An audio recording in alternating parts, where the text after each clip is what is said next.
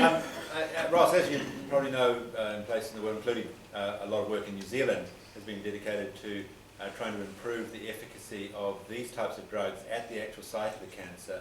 For example, by having triggers on the drugs that makes them only active in the site of the cancer in, say, a low oxygen environment. Yeah. So potentially that's going to increase the potency against the cancers to even a much greater extent, because you can get much more into the cancer than the rest of the body and have fewer side effects.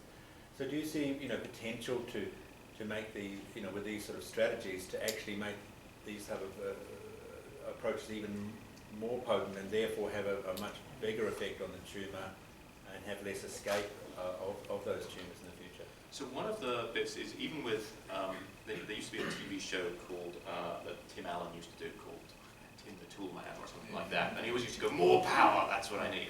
So a lot of people think, if you just sequence more, you'll get the answer. The reality is, when you've done whole genome sequencing on some people, you can't find something which is, you can see mutations, but nothing which is typically driving their cancer, nothing that you could take out, put in another cell, and it will start to behave like a cancer. So one assumption is what's going on in them is that they just have higher levels of the normal stuff that's actually present in your normal cells too. And that's much harder to treat because all your normal cells get very unhappy when you interfere with it. So having some kind of trigger like you're describing that directs these drugs just to the cancer cells, or preferentially to them, might allow you to introduce a therapeutic margin to work on some of what's called wild-type driven cancers. So yeah, I think it's potential, and it's great that that's a sort of homegrown industry here.